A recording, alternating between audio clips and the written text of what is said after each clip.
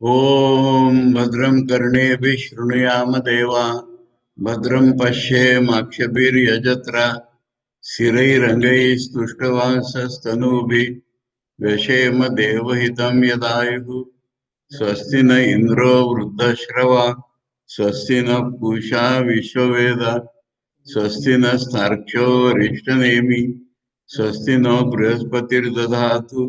ओम शांति शांति शांति। गौड़पादी मांडुक्य कारिका में अद्वैत प्रकरण में हम लोग कल तीसरी कारिका पढ़े थे। आज दोबारा उसको पढ़ करके तब उसका भाष्य पढ़ते हैं। आत्मा ही आकाशवत् जीवैर् घटाकाशैरिवोदितः घटादिवच्च संघातैर् जातौ एतन्निदर्शनम्। एतत् निदर्शन माने यह उदाहरण है। इसका आत्मा का उदाहरण आकाश है। कैसे उदाहरण है? जैसे आकाश घटाकाश के रूप में उदित हो रहा है, उदित होता है, ऐसे ही आत्मा जीवों के रूप में उदित होता है। और घटादिवच्च, और घटादि के रूप में भी उत्पन्न होता है, उदित होता है।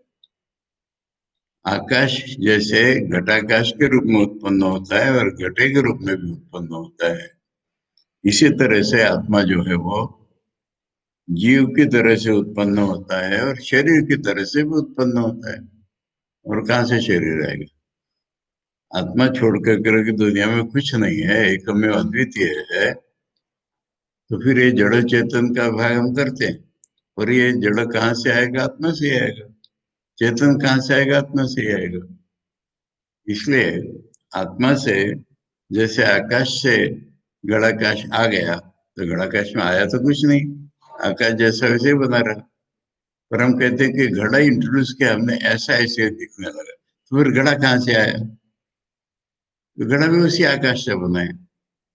उसी आकाश से बने घड़े को हमने उसी आकाश में रख दिया, उससे घटाकाश भी बन गया। पर एक्चुअली अगर देखो तो क्या हुआ? बना कुछ भी नहीं है। क्या बना है? घटाकाश बना है क्या? घटाकाश तो ही हमें दिखने लगा। यही उदाहरण है कि आत्मा से जब जीव बनते हैं, इसमें दो चीजें बताएंगे भाषा में, यही समझ लो। एक आत्मा से जीव, दूसरा आत्मा से जीव की उत्पत्ति। उत्पत्ति की प्रोसेस जो है क्रिएशन, ये भी कुछ नहीं है। और जिस रूप में उत्पन्न हुआ जीव, वो भी कुछ नहीं है। ऐसी दोनों चीजें, जीवों की उत्पत्ति और जीव खुद, इसमें कुछ उत्पत्ति हो गई, मतलब कुछ प्रोसेस चल गई, ऐसा कुछ नहीं हुआ है। अपने घड़ा देख दिया, घड़ा रख दिया तो घड़ा कैसे लगने लगा। इसमें उत्पत्ति क्या हुई है? और उत्पत्ति होके जो बना, मैंने घड़ा बना, तो घड़ा की क्या उत्पत्ति हुई है? वो तो है ही, जैसा कि वैसे ही है, घटाकाश। और ये क्यों लग रहा है आकाश? ये घड़ा है इसलिए, तो फिर घड़ा क्या है? घड़ा भी हुई है। इसलिए इसमें उत्पत्ति और जिस वस्तु की उत्पत्ति है वो वस्तु, ये दोनों भाव आ गए। और फिर उसका जो कारण है, हेतु, वो भी एक है। ये सभी आत्मा से बने आकाश के समान, ये उदाहरण है। तो इसको आचार्य भाष्य पढ़ते हैं। अजाति ब्रह्म अकार्पण्यम वक्ष्यामि इति प्रतिज्ञातम। जो ब्रह्म है अजाति, जिसका जन्म नहीं होता, वो ब्रह्म है, वही आकारपण्य है। फिर पुण्यता के मैंने कल दो तुम लोगों को अनुवाद बताए थे, लिमिटेड या वन साइडेड थिंकिंग। एक और जोड़ लो बेटर। क्या? अभी भूल गया। Narrow, narrow thinking. भाई वन साइडेड को बोलो नैरो थिंकिंग। इसलिए ये नैरो थिंकिंग है। कि हम आ गए हैं, उपासना करेंगे, हम जाएंगे। इसलिए नैरो नहीं, ऐसी ब्रॉड थिंकिंग बोलो क्या होती है, ये बताना है ना। आत्मा जो है वो ब्रह्म, वही बिना जन्म वाला है, और वही अभी क्या बताए दोबारा नैरो, वही नैरो नहीं, ऐसी थिंकिंग है आत्मा ही। ये बताएंगे, ऐसा प्रतिज्ञा किया था। तत्सिद्ध्यर्थम, अब उसको बताने के लिए, सिद्ध करने के लिए, उसको हमारे मन में एस्टेब्लिश करने के लिए, हेतुम दृष्टांतम च वक्ष्यामि इत्या। सबसे पहले एक उदाहरण देना और फिर लॉजिक देना। इसलिए लॉजिक और उदाहरण देना है। आकार पढ़ने को, आकार पढ़ने को बताने के लिए, ब्रह्म का आकार पढ़ने स्वभाव बताने के लिए एक लॉजिक देना है, उदाहरण देना है। इतिहास, इसलिए फिर ये श्लोक बना है। आत्मा परो ही, यहाँ पर आत्मा माने पर ब्रह्म ही लेना है, परमात्मा ही लेना है, जीवात्मा लेना ही नहीं है। आत्मा परो ही यस्मात् आकाशवत, आकाश के समान है। आकाश के समान क्या है आत्मा में? कुछ लोग कहते वैक्यूम है, शून्य है, ऐसा मत देखो। इसलिए आकाश से तुलना करें तो आकाश की क्या प्रॉपर्टी सिमिलर है ये जान लो ना। वैक्यूम, शून्य, ये प्रॉपर्टीज अगर होंगी आकाश में, ये आत्मा में नहीं है। आत्मा के अंदर खोखली है, ये कुछ भी नहीं है। क्या सिमिलैरिटीज है? सूक्ष्म निरवय सर्वगत, ये तीन चीज है। सूक्ष्म है माने इंद्रिय गम्य नहीं है, आत्मा इंद्रिय गम्य नहीं है। आकाश के पार्ट्स ने कोई कर सकता है, आत्मा के कोई पार्ट्स नहीं कर सकता। सर्वगत, और आकाश सर्वव्यापी है, ब्रह्म भी सर्वव्यापी है। ये तो सिमिलरिटीज हो गई, इसलिए आकाश के समान बना। आकाश वो दुखतो। अब उसकी उत्पत्ति, क्षेत्र गई घटाकाशेर इव, घटाकाश तुल्य उदित उक्ता। क्षेत्रज्ञ के रूप में, क्षेत्र है गीता का क्षेत्र नहीं लाना, एकदम क्षेत्र में चापी महामिति वहीं आएंगे वहीं पर। तो यहाँ क्षेत्र शब्द का अर्थ है जीव। इस घटाकाश के अंदर जो कॉन्शियसनेस है वो जीव बोला है ना। क्षेत्र के घटाकाश है, वो क्षेत्र के जो तो घटाकाश के समान है। घटाकाश तुल्य उदित उगता, यानी बोला गया है कि ये उत्पन्न होता है। सही एवं आकाश समान परात्मा, वो आकाश के समान जो परमात्मा है वही उत्पन्न हुआ कहा जाता है, ऐसा लिखो।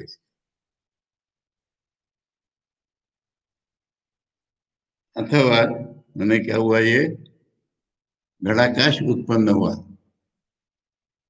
वो आकाश ही उत्पत्ति नाम की प्रोसेस से अंदर गया। अथवा दूसरा, घटाकाशे यथा आकाश उदित उत्पन्न, घटाकाशों के रूप में जैसे आकाश उत्पन्न हुआ, तथा परो जीवात्मा वीर उत्पन्न, ऐसे ही परात्मा जीवात्माओं के रूप में उत्पन्न हुआ। जीवात्मा नाम परस्माद आत्मा उत्पत्ति श्रूयते वेदांतेशु, वेदांत में हमको मालूम हुआ है ये। नहीं तो दुनिया कैसे बनी, नेचर से बनी, अमुक से बनी, हजार शेर होती है। ये आत्मा से ही बना, ये हमको।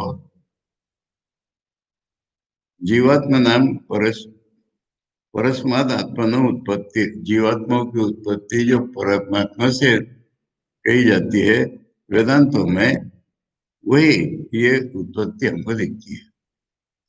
महाकाशात घटाकाशोत्पत्ति समान, महाकाश से घटाकाश की उत्पत्ति के समान है। न परमार्थता इति अभिप्राय, खोद के देखोगे इसमें तो कोई रियली में कोई फर्क नहीं है।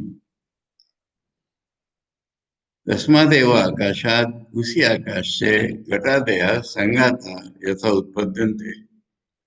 ये जो घड़ा नाम के कॉम्बिनेशन है, ये भी उसी से आकाश से उत्पन्न हुए। एवं आकाश स्थानीय परमात्मना पृथ्वी आदि भूत संघाता, जितना मैटर समझते हैं, पृथ्वी सबसे स्थूल, इसलिए इसका नाम लिया।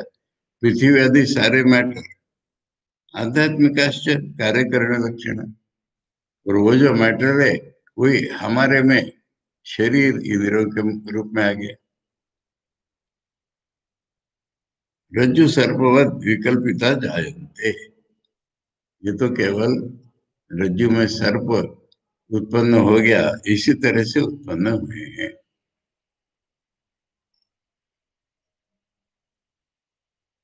अतः उच्चते घटाधिपत्य संगाति रुदित थी, इसलिए कहा है कि घटादि के रूप में तो संगात उत्पन्न आत्मा से ही हुए हैं।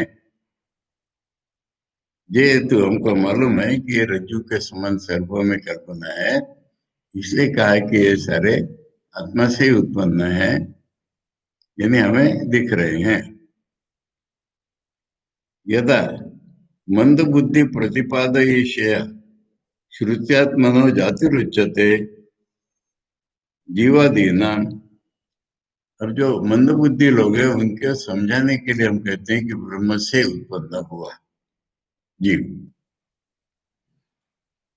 तदा जातो उपगम्य मानायाम एत निदर्शन, वो मिथ्या है, इसके लिए ये उदाहरण है, दृष्टांत। यथा उदित आकाशवत इत्यादि, आकाशवत जैसे इत्यादि गण, ये स्टेटमेंट कर दिया उसका। घटादिषु प्रलीनेषु घटाकाशादयो यथा नाकाशे आकाशे संप्रलीयन्ते तद्वज्जीवा ये आत्मनि। अब घटादि जब फूट गए, प्रलीन हो गए, नष्ट हो गए, और घड़े का आकाश भी तब नहीं रहा। आकाश में कुछ भी फर्क नहीं हुआ है, पर घड़े का होना, अलग अलग होना, ऐसे घड़े का फूटना। आकाश में ही चले गए वो, जब नष्ट हो गए तो वो आकाश से संप्रलियन थे। इसी प्रकार जीव का हाल है कि जब प्रलय हो जाता है या मर जाता है, ये जो भी बोलो, जीव का खत्म हो जाता है, तो कहाँ गया? जहां से आया था वहीं गया। आचार्य भाष्य करे, यथा घटादि उत्पत्ति घटाकाशादि उत्पत्ति, घड़ा उत्पन्न होने से ही तो घटाकाश उत्पन्न हो गया। यथा वह घटादि प्रलय घटाकाशादि प्रलय, और घड़ा ही नष्ट हो गया तो घटाकाश भी नहीं रहा कुछ।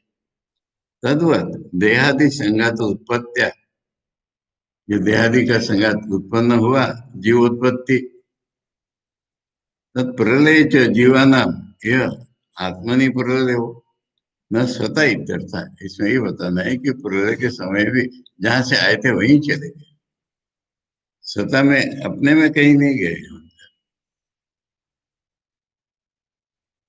ठीक है, ये घड़े के रूप में उत्पन्न हो गया, विलय हो गया। अब हमारे मन में सवाल खड़े होते हैं कि हम सब एक है ना, तो फिर मेरा किया हुआ कर्म का फल तुमको क्यों नहीं मिलता? एक सवाल आता है हमारे मन में। उसका भी ये घड़े घड़े के उदाहरण से ही बता देंगे। यथे कस्मिन घटाकाशे रजो धूमादिभिर्युते न सर्वे संप्रयुज्यन्ते तद्वज्जीवा सुखादिभिः। एक घड़े का आकाश रज्जु धूमादिवीर रस्सी उसमें डाल दी या धुआं उसमें भर गया किसी एक आकाश में, न सर्वे संप्रयुज्यन्ते, तो दूसरे दूसरे आकाश में नहीं गया वो। तद्वत जीवा सुखादि भी। एक जीव के सुख दुख दूसरे को नहीं होते हैं। यद्यपि तुमको बोला था कि सारी दुनिया का एक है जीव, सारी दुनिया एक ही है। ये एक ही जो है इसमें अवस्था भेद जरूर है, उसमें अवस्था भेद नहीं है। पर जो एक है जीव, तो जीव कभी ऐसा होता है कभी वैसा होता है। तद्वत जीवा सुखादि भी। इसी प्रकार जीव जो है सुख दुख में विचरण करते हैं। आचार्य कह रहे हैं सर्वदेहेषु आत्मैकत्वम एकस्मिन् जनन मरण सुखादि मत्ति आत्मनि सर्वात्मनां तत्संबंध क्रियाफल सांकर्यम च स्यात् इति ये आहुर द्वैतिना तान प्रति उच्यते। ये अब जवाब है कि द्वैती लोग कहते हैं कि तुमने आत्मा एक ही मान लिया सारा, तो फिर इसके सुख दुख उसके क्यों नहीं होते। सब जगह अगर एक ही आत्मा है, अब वो जुकाम तो आत्मा को होता नहीं है ना, इसलिए सबको नहीं होता है। जुकाम शरीर में होता है, तो इस शरीर में होता है, उसको उस शरीर से कनेक्शन नहीं है, आत्मा एक है। आत्मा रूप में हम लोग एक है, जीव रूप में, मिथ्या रूप में हम लोग अलग अलग है। ये समझाए आप। और इसकी बहुत लंबी चौड़ी कमेंट्री है, क्योंकि ये आत्मा का एकत्व ही तो लोग नहीं मान रहे हैं। आत्मा मानने को तैयार हो जाते हैं बहुत से, पर सब आत्मा एक ही है, ये पचना, ये पल्ले पड़ना बहुत मुश्किल की बात है। जितनी मुश्किल की बात है उतने प्रश्न आएंगे और अपनी अपनी थ्योरी बनाएंगे लोग।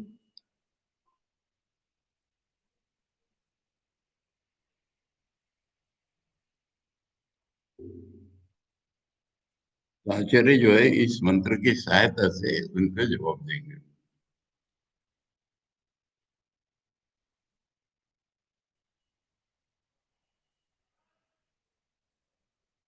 तो मैंने अर्थ बोला इसका।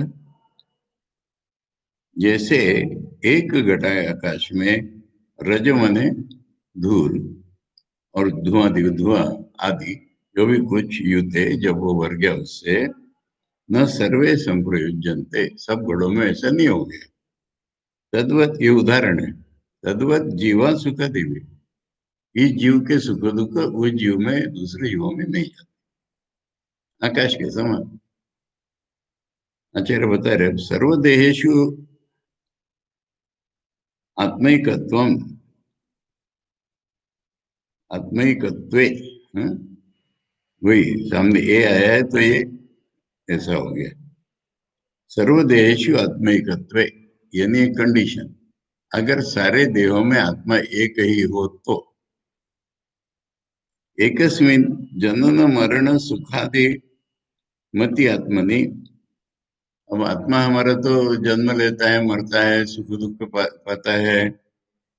सर्वात्मनाम तत्संबंध, फिर सबके साथ उसका संबंध जुड़ जाएगा, आत्मा अगर एक ही है तो। क्रिया फल सांकर्यम च, मैंने क्रिया की उसको फल मिल जाएगा। अगर हम एक ही हैं, यानी एक ही है पर मन में भेद नहीं चल रहा है, और एक ही भी कह रहे हैं।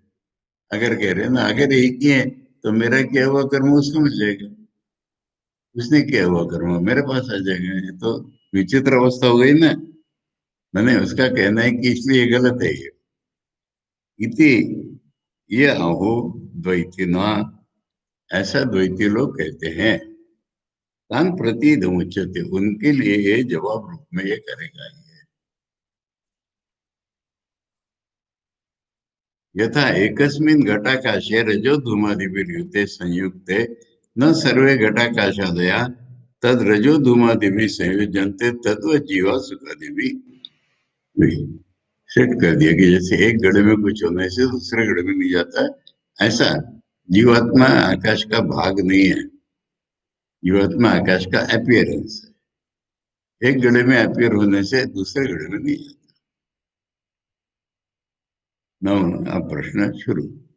ननु एक एव आत्मा, आपने तो कहा है ना आत्मा एक ही होता है। बाढ़ ठीक है। ननु न श्रुतम तो है आकाशवत सर्वसंगातेषु एक एव आत्मा थी, तुमने सुना नहीं क्या? एक कैसा है, आकाश के समान एक है। और एक है कि सिलसिले में कह रहे हैं सर्व संगातेषु एक है बात में। शरीर अलग अलग होंगे पर सब शरीरों की दृष्टि से देखो तो आत्मा एक ही है, ये स्टेटमेंट। यदि एक एव आत्मा तरी सर्वत्र सुखी दुखी च स्यात्। कोई प्रश्न नहीं। एक ही आत्मा है तो सुखी दुखी सब जगह एक सा क्यों नहीं होता है।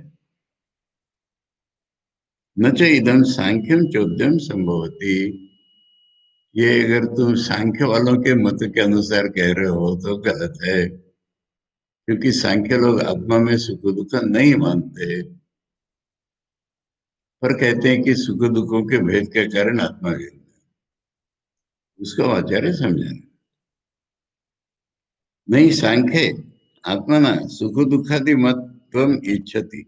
सांख्य तत्व ज्ञान में तो आत्मा को सुख दुखादि मन मानना ही इष्ट नहीं है। बुद्धि समवाया, बुद्धि समवाय अव्यपगमान सुख दुख। सांख्य के अनुसार ये सुख दुख मन में है। बुद्धि का प्रयोग उसी अर्थ में होगा। या मैं भाव जो है ना, इसलिए बुद्धि कहते हैं उसको। तो ये जो सुख दुख है ये मन तक सीमित है उन्हीं के लॉजिक से।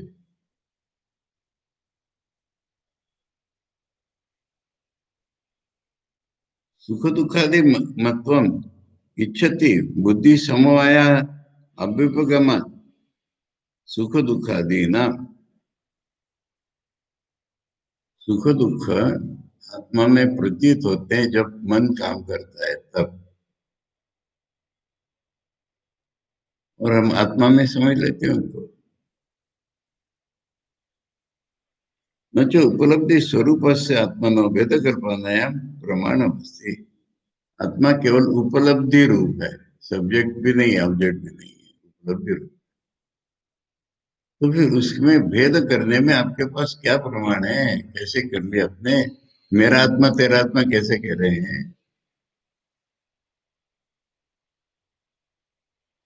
भेद अभावे प्रधानस्य पारार्थ अनुपपत्ति रीति चेत। अब वो अपनी फिलोसफी के दृष्टि से पूछ रहे हैं कि अगर भेद ही नहीं है तो फिर जो प्रधान है, प्रकृति को प्रधान कह रहे हैं, प्रधान को परार्थ बोला गया, उसका क्या होगा।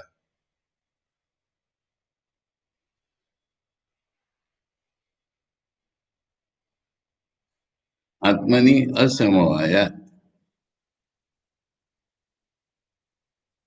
आत्मा में उसका जोड़ होता ही नहीं है, ऐसा अगर तुम कह रहे हो तो फिर ये पारर्थ कैसे बना। यदि प्रधान कृतो बंधो मोक्ष व अर्थ पुरुषेषु भेदेन समन्वयति, अतः प्रधानस्य परार्थ आत्मैकत्वे नोपपद्यते इति युक्ता पुरुष भेद कल्पना। बंध और मोक्ष आत्मा में है ही नहीं। पुरुष के कारण अगर होते हो और फिर अलग अलग पुरुषों को अलग अलग तरह से अप्लाई होते हो। anyway, मैं अगर मुक्त बुद्ध हो गया तो उससे दूसरा अभी अगर हो जाता है,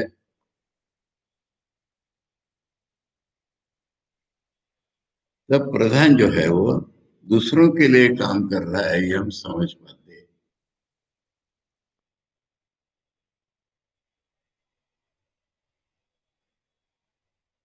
न च सांख्य बंधो मोक्ष हुआ, मैंने ऐसा तो नहीं है ना।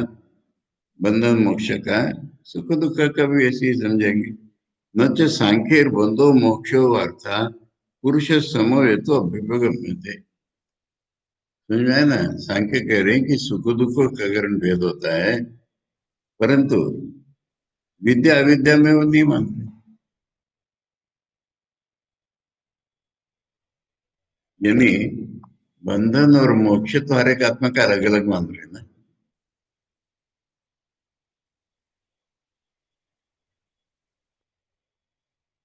परंतु उसको पुरुष के साथ संबंध ही नहीं बंध मोक्ष का। तो पुरुष तो नित्य मुक्त है, प्रकृति जो है प्रधान जो है वो खेल कर रहा है, तो इससे उस पर क्या हाथ है आगे। अगर पारर्थ मानो मन आत्मा के लिए आया है तो फिर आत्मा अनेक नहीं चल। आत्मा अनेक मानते हैं हम तुम्हारे अनुसार, सेल्फ कॉन्ट्रेक्टरी दे करें, तो फिर ये कैसे आ गया, किसके साथ क्या लग रहा है बताओ। निर्विशेषाच चेतन मात्र आत्मानो विपगम्यते, इसलिए आत्मा निर्विशेष चेतन है, मेरा तेरा रूप में नहीं है। अतः पुरुष सत्ता मात्र प्रयुक्तम एवं प्रधान से प्रार्थम सिद्धम। फिर प्रधान का परार्थ कैसे हुआ, पुरुष होने से, अलग अलग पुरुषों के कारण ऐसा नहीं हो रहा है, पुरुष होने से। न तो पुरुष भेद प्रयुक्तम इति, पुरुषों के भेद से परार्थ नहीं हो रहा उसका। अतः मुख्य पुरुष भेद कल्पनायाम न प्रधान से परार्थ में, यानी प्रधान जो है वो कैसा लॉजिक है, प्रधान जो है वो परार्थ दूसरे के लिए काम करता है। अब इसके लिए बंध मोक्ष हो गया, अब दूसरे के लिए काम करेगा वो, ऐसा सांख्यों का मत है। कह रहे एक तो कि उसके करने से पुरुष को हुआ क्या, और पुरुषों की भेद कल्पना जरूरत नहीं है प्रधान के लिए, पुरुषों का होना ही प्रधान है ना। समझ में आ रहा है बात सीधी? नहीं, फिर से पढ़ो, ठीक है, यहाँ से पढ़ो फिर। हाँ, वेद अभावे प्रधान से पारार्थ अनुपत्ति रीति चेत, इति चेत माने ये पूर्व पक्षी, कि तुम करो भेद ही नहीं है, तो फिर प्रधान दूसरे के लिए काम करता है, ये कुछ बन ही नहीं रहा हमारा। एक ही अगर आत्मा है तो प्रधान दूसरे के लिए काम कर रहा है, कब बनता है, इसकी मुक्ति हो गई, उसकी होनी है अभी। अगर तुम कहते हो कि आत्मा तो एक ही है, तो फिर ये कुछ दूसरे के लिए नहीं जमता है, इसलिए एक नहीं है ऐसा न, बोले ये सोच गलत है। प्रधान कृतस्य अर्थस्य आत्मनि असमवाया, प्रधान जो फिर उसका आत्मा के साथ कोई कनेक्शन ही नहीं लग रहा है। यदि प्रधान कृतो बंधो मोक्षो अर्थ पुरुषेषु भेदेन समवेति, अगर प्रधान के कारण ये पुरुष मुक्त हो गया, वो पुरुष बता है अभी, ऐसा संबंध लगाते हो जबरदस्ती तुम, तथा प्रधान से पारार्थम आत्मिकत्व न उपपद्यते, तब तुम्हारी ये लॉजिक ठीक है कि आत्मा एक ही हो तो क्या होगा प्रधान। अगर प्रधान का जो है वो बंध मोक्ष एक एक को लगता है, ऐसा तुम्हें लगता है, तब तुम कह सकते थे कि एक ही है तो हमारा नहीं जमेगा।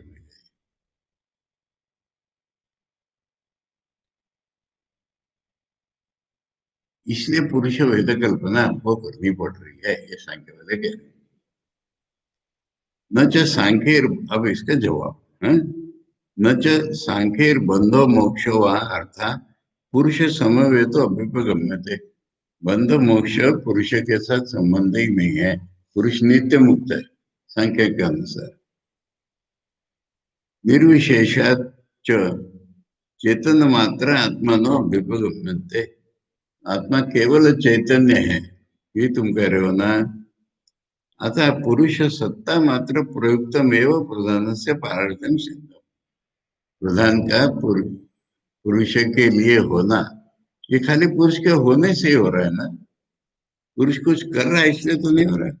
न तो पुरुष भेद प्रयुक्तम इति, पुरुष अलग अलग होने की क्या जरूरत है बताओ, पुरुष होने से अगर प्रधान काम करता है तो फिर भेदों की क्या जरूरत है।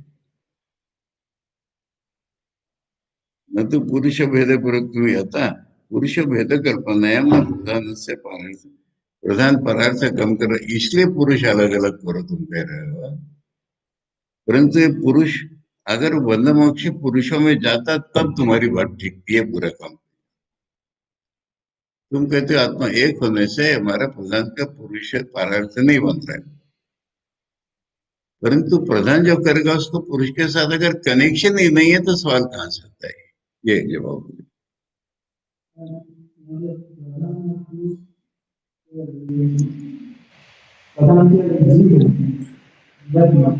जिसको वेदांत में प्रकृति कहा है, इसको सांख्य लोग प्रधान कहते हैं, क्योंकि राजा एक नाम होता है, काम प्रधान करता है, इसलिए इसका नाम प्रधान है।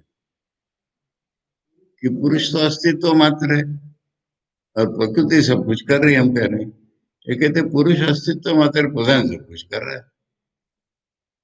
और प्रधान क्यों कर रहा है? राजा के लिए कर रहा है ना, ये इनका कहना है। ये जितने भी कॉम्बिनेशंस होते हैं वे दूसरे के लिए होते हैं, इसके लिए नहीं होते। तो प्रधान का पुरुषों के लिए होता है, ये सांख्य कल्पना। और अलग अलग होते हैं आत्मा, तो इसलिए प्रधान ने एक आत्मा को मुक्ति दिला दी, दूसरे को भी बाद में दिलाएगा। ये उनकी फिलोसफी, इसको जवाब दे रहे। मैंने कहीं प्रश्न का उत्तर नहीं दे रहे, पहले कह दिया न सांख्य चौद्यम संभव, तो तुम सांख्य मत से कह रहे हो। अब इसमें सवाल आता है कि भेद कल्पना तुम कर रहे हो, बंध मोक्ष हर एक के अलग अलग हैं, इसलिए मैं मुक्त हो गया जैसे तुम मुक्त नहीं होते, इसलिए हम और तुम अलग है, ये सांख्य कह रहे हैं। अगर हम और तुम अलग हैं, हमें किसने बताया? बंध मोक्ष किसने बताया? प्रधान ने। तो प्रधान जो करता है इसका आत्मा के साथ कैसे कर? प्रधान कुछ भी करे, राजा को क्या? फिर ये आत्मा की भेद कल्पना कहां से करे? आत्मा के भेद कल्पना में आधार संख्या का एक ये है कि बंध मोक्ष अलग अलग होते हैं। प्रधान ने इसके लिए किया, अब उसके लिए करेगा। प्रधान ने जो किया प्रधान को कर दे दो, राजा को उससे कुछ नहीं हो रहा। न च अन्य पुरुष भेद कल्पना प्रमाण अस्ति सांख्य। अब बताओ कि पुरुषों के भेद कल्पना में सांख्यों के पास और क्या प्रमाण है?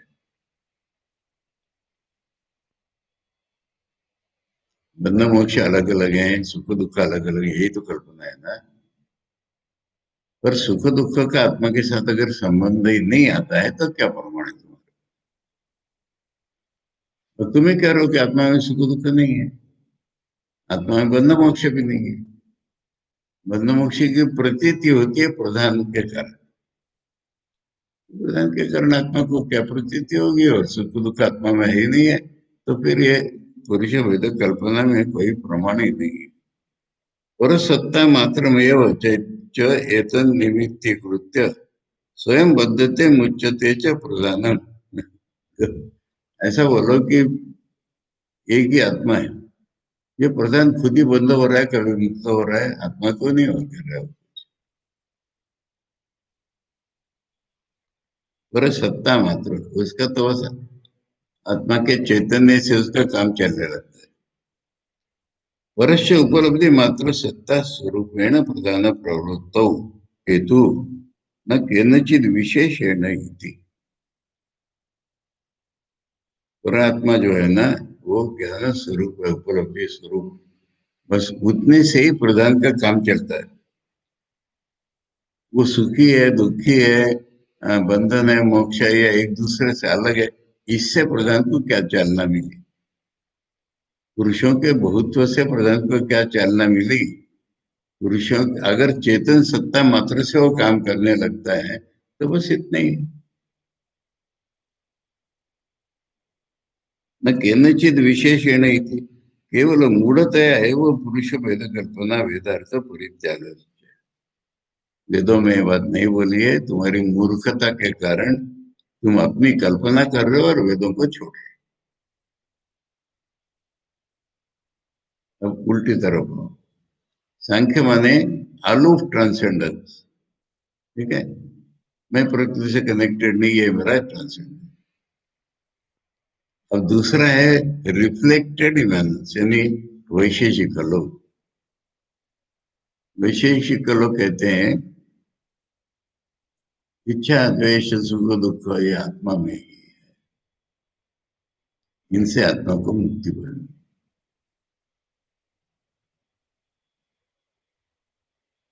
तो आचार्य कह रहे ये भी गलत निकल रहा है यहाँ से। ये तो अविशेषका दया इच्छा दया आत्मा समवायन इति तदपि असत् स्मृति हेतु नाम संस्काराणाम अप्रदेशवती आत्मनि असमवाय। संस्कार स्मृति ये सब कहीं रहेंगे ना, उनको रखने के लिए आत्मा में जगह कहाँ? आत्मा निरवय है, उसमें जगह कहाँ?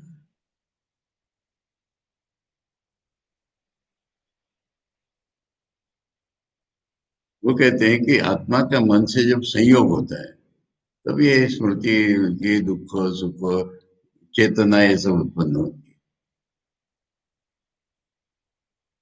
स्मृति नियम अनुपपत्ति।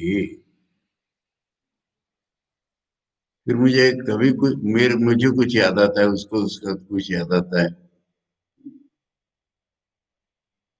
ये कहाँ से रीजन बनता है? युगपद व सर्व श्रुति उत्पत्ति। फिर एक साथ सारे, देखो आत्मा और मन का संयोग तो है ही ना, तो फिर सारी स्मृति एकदम क्यों नहीं आ जाती मुझे?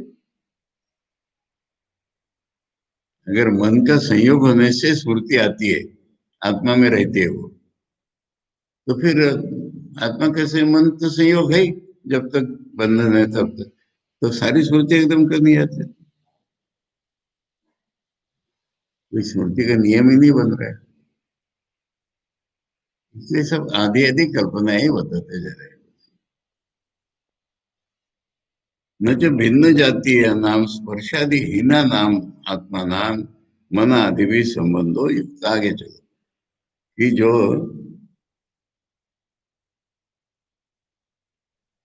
ये भिन्न जाती है, कैसे? आत्मा में कोई स्पर्शादि नहीं है, तो मन आदि के साथ उनका संबंध होगा ही कहाँ से, बताओ? आत्मा और मन दो अलग अलग कैटेगरी के लोग हैं, तो इनका संयोग कैसे बनेगा? ये मूल में ही गलत है। न च द्रव्याद रूपादयो गुणा कर्म सामान्य विशेष समवाया वा भिन्ना संति परेशान।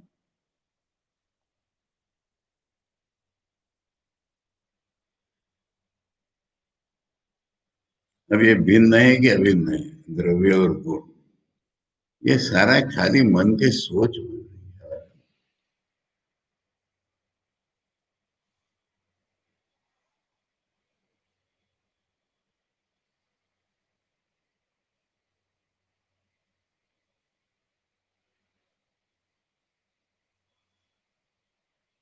समझना इसको विशेष।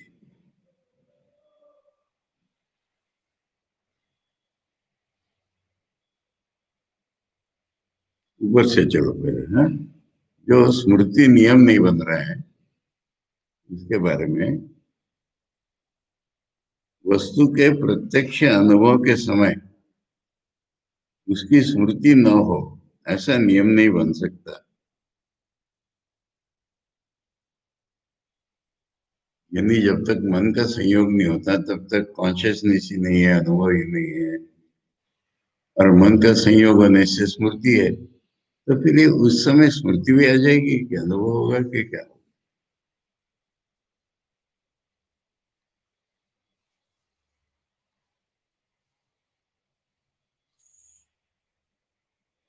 ये तो जिनको तर्क करना है करे, मुझे इसमें बिल्कुल इंटरेस्ट नहीं है। समझ लिया है कि ये आकाश जैसा उत्पत्ति स्थान है। सांख्य ऐसा नहीं सोचते, वैशेषिक ऐसा नहीं सोचते, तो उनके लॉजिक से उन्हीं की भूल आचार्य बताते हैं। छोड़ो।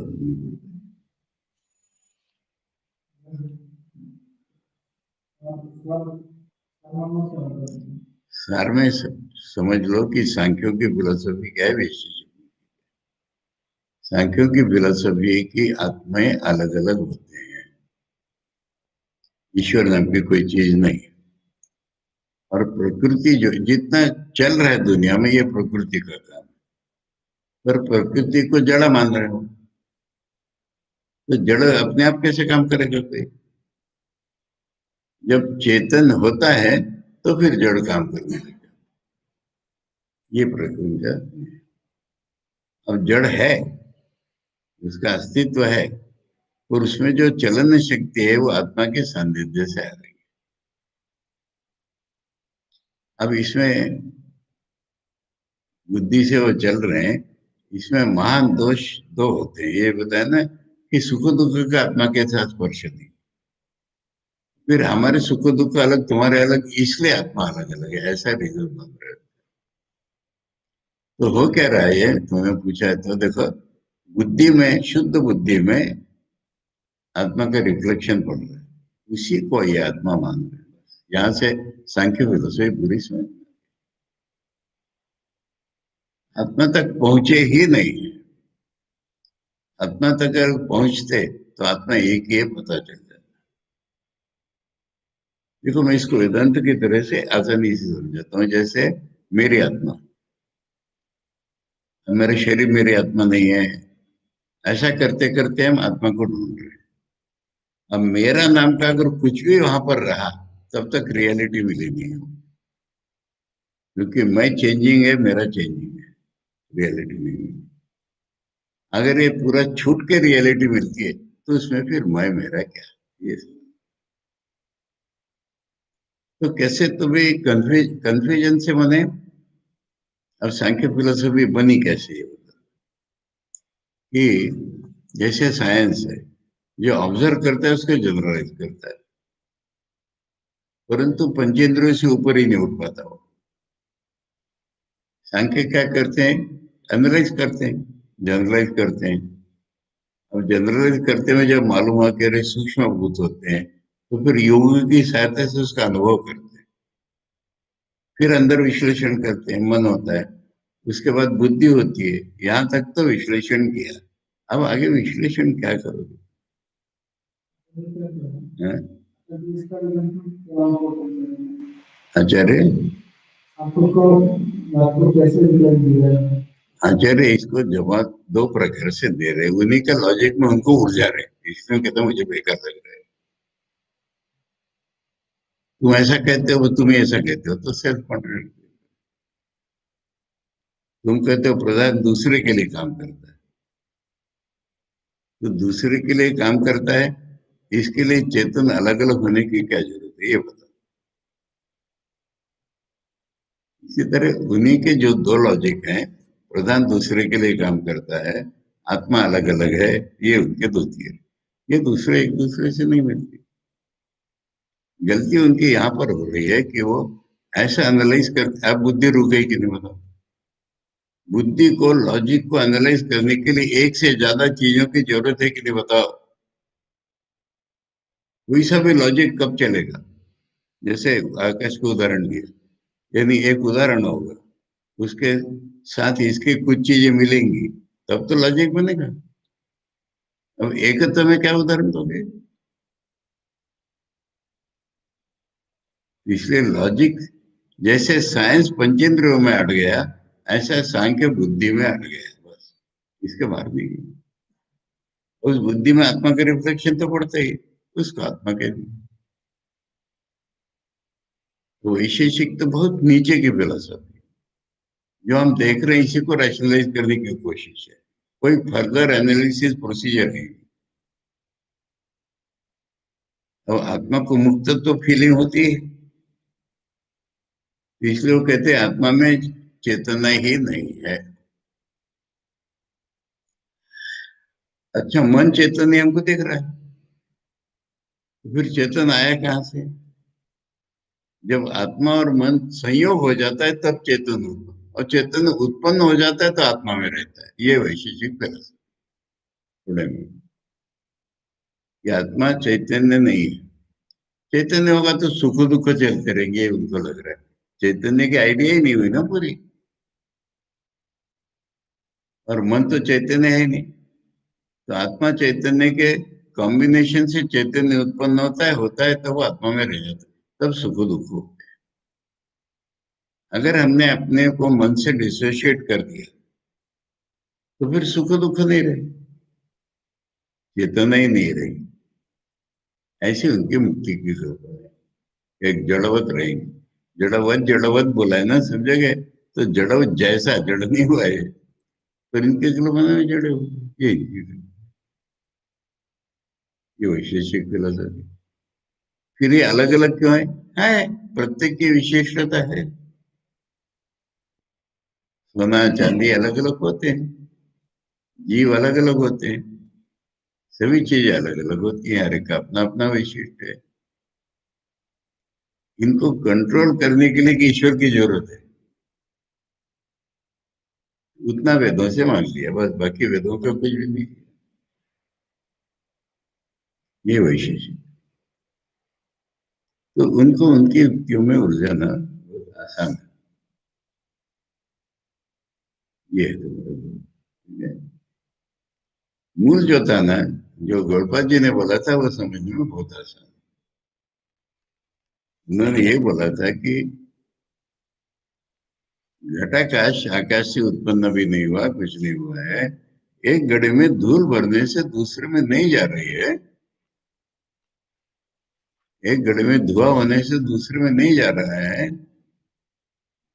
इसमें एकत्व का कोई नाश नहीं हो रहा है, ये अपीयरेंसेस है। ये सबसे आसान है। वेदांत समझना सबसे आसान है, मन सरल होगा तो। मन में अगर पहले से कुछ मैच होगा तो वो ऐसे सोचता है। ये कितना आसान है बताओ। गणपति जी ने बोला, आकाश को उदाहरण लो। आकाश से घड़ाकाश बना नहीं है, आकाश से घड़े बने नहीं है, और आकाश से ही घड़े बने, आकाश से ही घड़ाकाश बन गया दिखने में, अपेरेंटली अभी तक। अब आकाश में एक ही आत्मा है, तो हम दुखी हुए तो वो दुखी क्यों नहीं होता, ये सवाल था। उन्होंने बोला कि देखो, घड़े तो अपीयरेंस है, घटाकाश भी अपीयरेंस है। तो एक घड़े में अगर धूल भर गई तो दूसरे घड़े में जाती है क्या? नहीं ना। पर आकाश तो एक ही है ना, ये होता है। और ये समझना बालक के लिए भी आसान है। इसलिए जो ये तथाकथित नियम है कि पहले व्याकरण सीखो, फिर न्याय वैशेषिक सीखो, फिर सांख्य सीखो, तब वेदांत समझ में आएगा, ये बिल्कुल मिथ्या है। हमारी पद्धति अलग है। वेदांत समझना बिल्कुल आसान है। वेदांत सीख लो। अब देखना तुम कि ये फिलोसफीज क्या है। हमारी आध्यात्मिक प्रगति हो रही है, तो हमारी जिस अवस्था से हम सोच बनाते हैं उसका नाम फिलोसफी। हमारी आज की अवस्था से अगर हम फिलोसफी बनाते हैं, न्याय में लॉजिक का प्रभाव है, वैशेषिक में विशेष विशेष गिने कुछ, और फर्क नहीं, एक ही लेवल के है ये। अब हमने थोड़ी साधना की, हम सूक्ष्म द्रव्य देखने लगे, हमको चेतन की प्रतीति होने लगी। सांख्य न्याय और वैशेषिक में तो चेतन नाम की चीज ही नहीं है ना, कम्युनिकेशन से बन रहा है। ऐसा चेतन हो सकता है क्या कभी? चेतन स्वयं सिद्ध है, जड़ की सिद्धि नहीं है वेदांत के अनुसार। तो ये अपने अनुभव को रैशनलाइज कर रहे हैं। अब हम थोड़ी सी प्रगति हुई, हमारी चेतन हमको प्रतीत होने लगा। हम माने चेतन, ये भी हमको प्रतीत होने लगा। अब हमें अपने में दो भाग दिख रहे हैं, पुरुष और प्रकृति। इसके ऊपर तो दुनिया में बहुत ही कम लोग उठ पाते हैं। अब हमने और विश्लेषण शक्ति बढ़ाई, और हमको अणु परमाणु दिखने लगे, और सूक्ष्म द्रव्य दिखने लगे, और उसके परे मन है, उसके परे चेतन है, ऐसी हमारी कल्पना हो गई। उस चेतन का हमें साक्षात्कार नहीं हुआ। पर चेतन प्रतीत हो रहा है, पर चेतन का शुद्ध स्वरूप का साक्षात्कार नहीं हुआ। चेतन का अगर प्रत्यक्ष साक्षात्कार होता तो उसका जड़ से कोई संबंध नहीं है, तो बनी जाता, जड़ नाम की चीज ही नहीं रहती। अब ये क्या है कि इनकी बुद्धि काफी शुद्ध हो गई, और काफी शुद्ध बुद्धि में चैतन्य का प्रतिबिंब पड़ा। उसी को अगर तुमने चेतन मान लिया मूल, ये सांख्य फिलोसफी। फिर तो मेरा तेरा अलग अलग है। मेरी बुद्धि तेरी बुद्धि अलग अलग है, उसमें पड़े हुए रिफ्लेक्शन अलग है, जैसे घड़ों में रिफ्लेक्शन अलग अलग है ऐसे। अब वो रिफ्लेक्शन को ही तुमने अगर सूर्य मान लिया तो अलग अलग है। मूल सूर्य की कल्पना भी नहीं है तुम्हारे में। और शुद्ध बुद्धि में चेतन का रिफ्लेक्शन पड़ा। ये सांख्य फिलोसफी। तो हम कहते हैं कि वेदांत जिसने समझ लिया चैतन्य ऐसा है, तब क्या है, समझ लिया, रियलाइज करने की कोई जरूरत नहीं है। वेदांत को तुम्हारी बुद्धि ने अगर अच्छी तरह से ग्रहण कर लिया, तो फिर मन की किस अवस्था में ये फिलोसफी आती है, मन की किस अवस्था में ये फिलोसफी आती है, ये समझना बहुत आसान हो जाता है। और ये फिलोसफी को समझ, ये चीज गौड़पाद सिखाएंगे, हम सीखेंगे। यहाँ नहीं सीखना चाहते, वो अनाथ शांति प्रकरण इसी पर आधारित। ठीक है, और कुछ। अब वेदांत में हम क्या करते हैं कि दुनिया क्षणभंगुर हमको देखते हैं, तो हम कहते हैं दुनिया नहीं है, एक जंप लगाई कि हम ब्रह्म में पहुंच गए। अब सारा कुछ हम वहां से देखेंगे। हमने देखा था ना कि ब्रह्म दृष्टि से सारी चीजें एक्सप्लेन होती हैं, हमारी दृष्टि से कभी एनालिसिस पूरा हो गई। साधारण सोचने वाले, मैं शिव तत्व जी हमेशा कहते थे कि मैं सोचते सोचते बहुत डीप में चला गया। फिर कंफर्म करने के लिए गुरु जी से पूछा, फिर गुरु जी तो एकदम दूसरी दिशा से आकर के उधर से नीचे से आ गए। तो मुझे पता चला मेरी डेप्थ तो कुछ नहीं थी, वो एकदम ब्रह्म में कूद गए और वहां से यहाँ तक आ गए। ये वेदांतियों की प्रथा है। वो अपने अनुभव में डूबते होंगे, मैं अपने बुद्धि में डूबता हूँ, पर ब्रह्म स्वरूप से ही सारी चीजें स्पष्ट हो जाती है। और कुछ ब्रह्म चेतन है, ब्रह्म एकम मेवा द्वितीय है। ये कहाँ से आया, दुनिया नश्वर है इसलिए।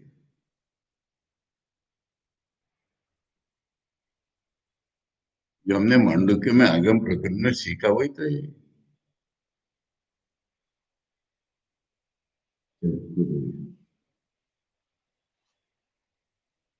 ओम। फिर पढ़ेंगे, तुमको चाहिए तो एक बार फिर वो लॉजिक ऐसा ऐसा करके कर देंगे। मुझे कुछ इंटरेस्ट ही नहीं आ रहा उसको पढ़ने में। पढ़ा था अभी क्लास में आने के पहले, निखिलन जी को भी देखा था, पर क्या करेंगे, कल एक बार फिर करेंगे। पर स्पिरिट तूने पूछा, ये स्पिरिट। ओम भद्रम कर्णेभिः शृणुयाम देवा, भद्रम पश्येमाक्षभिर्यजत्रा, स्थिरैरङ्गैः स्तुष्टुवांसस्तनूभिः, व्यशेम देवहितं यदायुः। स्वस्ति न इन्द्रो वृद्धश्रवा, स्वस्ति न पूषा विश्ववेद, स्वस्ति नस्तार्क्ष्यो वरिष्ठनेमिः, स्वस्ति नो बृहस्पतिर्दधातु। ओम शांति शांति शांति। हरि ओम तत्सत। श्री राम कृष्णार्पण।